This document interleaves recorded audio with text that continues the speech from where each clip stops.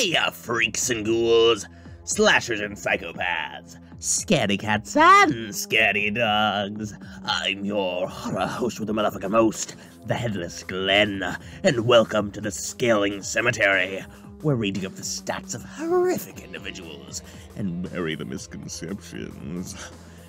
I haven't made a video in a while, so I'm making one right now about one of my favorite songs from one of my favorite bands. That being Iron Maiden's The Trooper. Quick note, I will be strictly sticking to the song's incarnation of the character, rather than a composite trooper or Trooper Eddie. See, there's a misconception in the Iron Maiden power scaling community that I plan to correct in a future video.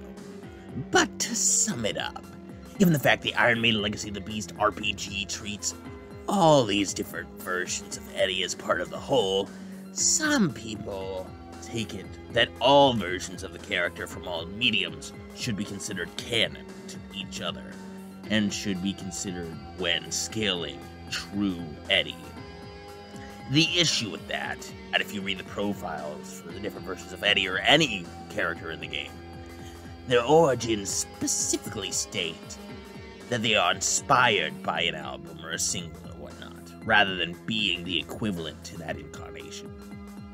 Heck, just comparing the Iron Maiden Legacy of the Beast RPG to its comic adaptation, and yes, it specifically says adaptation rather than a direct translation of the game's events, it reveals that there are many inconsistencies and lore differences, to the point that neither could be considered canon to each other. I have a few more points on this, but I will cover them in a separate video. I also will not be including the admittedly awesome Camp Chaos music video for the song, as it contrasts with the entire story of the song. With all that out of the way, let's begin.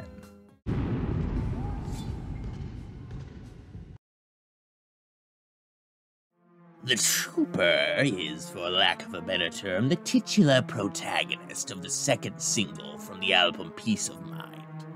The Trooper is a British light infantry soldier, definitely a cavalryman, due to the fact that he rides a horse and the use of the word trooper in the 1854 Battle of Balaclava, specifically the military action The Charge of the Light Brigade, in which British troopers were sent to go attack a less fortified location to stop the Russians from moving weaponry. But due to a miscommunication, the soldiers were sent to a heavily fortified one instead, which led to a very high British casualty rate, and no militaristic gain. Outside of this, the trooper's backstory is unknown, as the song makes no reference to his past. Sadly for this soldier, his life ends just as he gets close enough to attack the defending Russians. He passes away, forgotten by history, and alone, staring at the sky.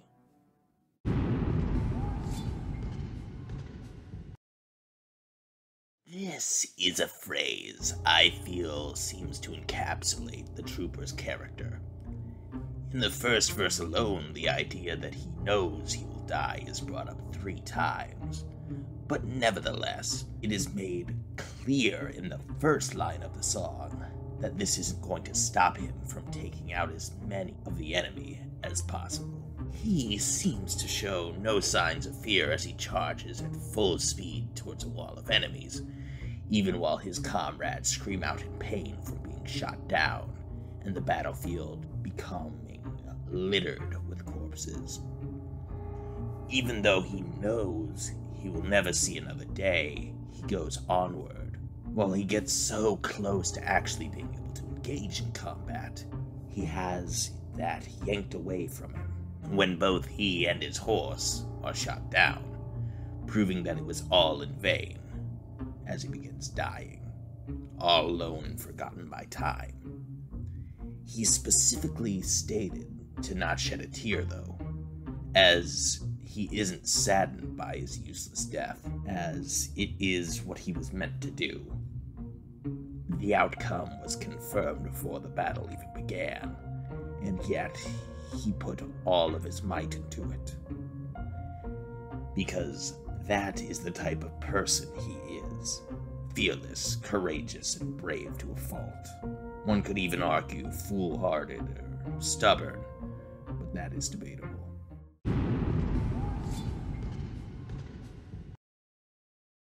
While the word power and the term power scaling is generally synonymous with raw strength, for this section I will be more focused on the trooper's skill and arsenal, as physically, from what we know, he is unimpressive. Again, I must express, this is not including the game Iron Maiden Legacy of the Beast, as the character that appears in the games is inspired by the song, and primarily the cover art, rather than being the same character as either the song or the cover art. This is specifically stated in the description of the character's statue on the official Iron Maiden website, and the official stat sheet. This is a different continuity anyway. Also, the name of multiple characters with this design aren't even consistent, going from the Trooper to Soldier Eddie to Trooper Eddie, and probably more that I'm not aware of, which, given the fact that there is a completely different incarnation of Eddie called Soldier Eddie in the RPG, it leads to further credence that these are separate continuities. Camp Chaos isn't going to be used either, as the animation heavily contradicts the story being told in the song, as in the animation, the Trooper never dies. Back on topic though, the Trooper's skills include those brought about due to being a cavalryman, which would include being a skilled horse rider. The soldier in the second verse is able to stay in control of the horse that is so afraid it's sweating. And note, this is done while the horse is sprinting and hurtling over mounds of corpses. Other than that, he is commonly depicted with a sword in the song's cover art, which is dubiously canon to the song itself. And while not explicitly stated in the song, outside of perhaps being referenced in the first verse, it is implied through things like the Camp Chaos animation, which again I'm not using as canon, but rather just using to back up that the Trooper has a sword. That is also backed up historically. So this does have some basis. Arguably the strongest part of the Trooper's arsenal, so important that it doesn't even appear on the cover art, is his steed. Due to not much being known about the specific horse, I'm using averages, so I am not assuming the highest or lowest for the animal. According to DeepHollowRanch.com, the average mounted horse can run from 20 to 30 miles per hour, or about 9 to 13 meters per second. For reference, Usain Bolt could run 44.72 kilometers an hour, or about 12.42 meters per second, which is slightly slower than the horse's top estimated speed.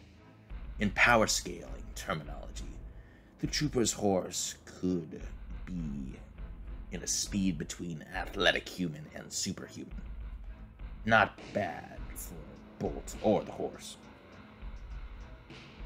For strength, let's start off with a wonderful dive into kinetic energy, an easy way to get a strength value. Since we have the speed, all we need to know is the weight.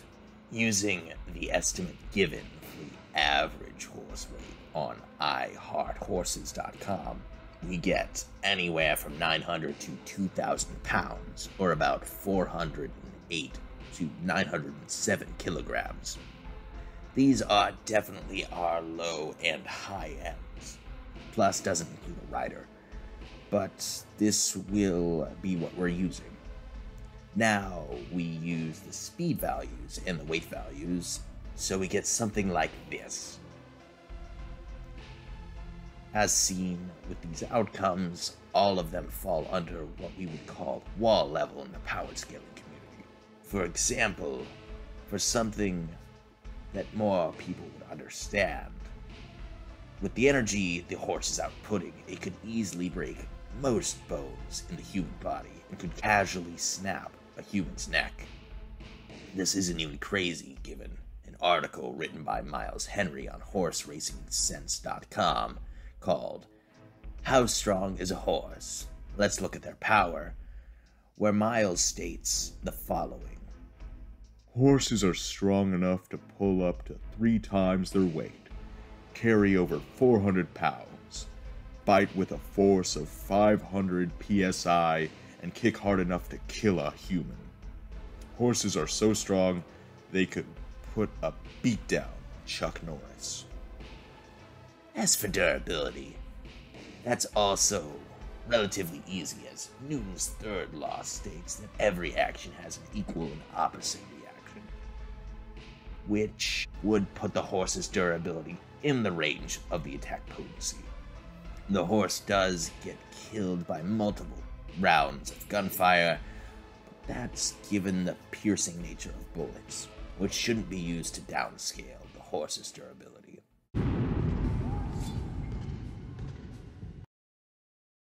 While physically the trooper is unimpressive, given his mentality of "you'll take my life, but I'll take yours too," he is arguably a rather scary opponent. No matter the situation he's in, he isn't going to give up.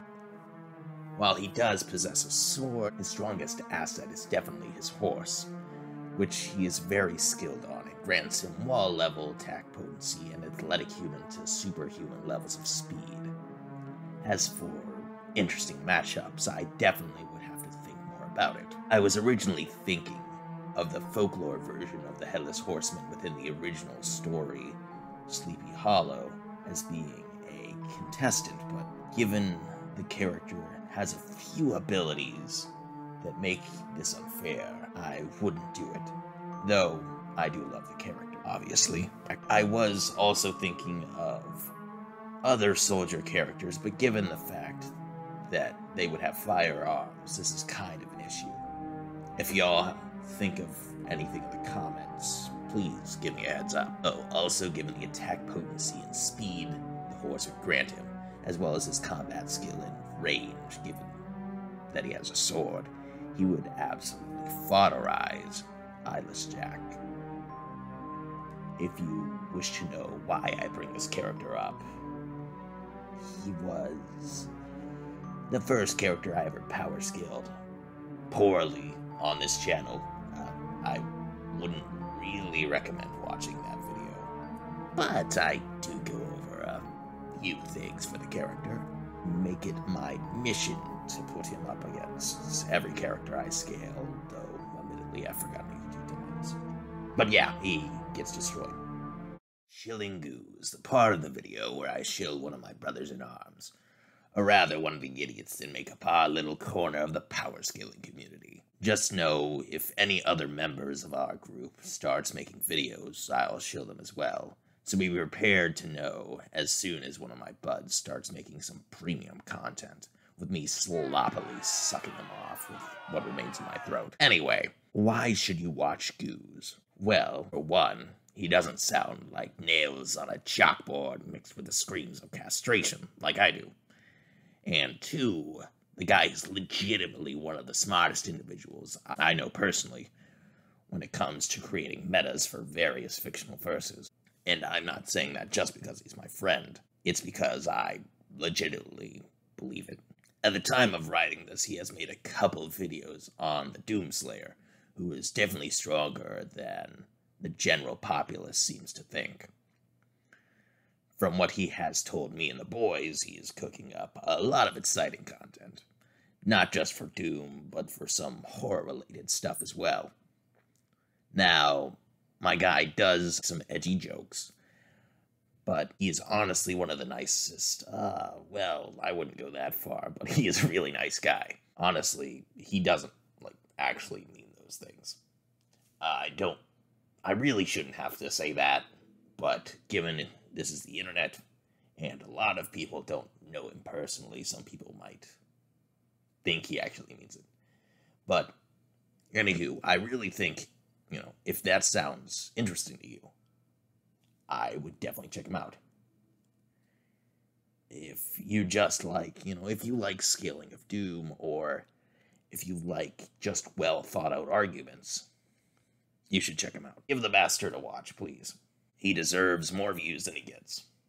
And with all that said, take care of yourselves, especially with all the news going on. Take it easy when you can, fuckers. Stay frosty.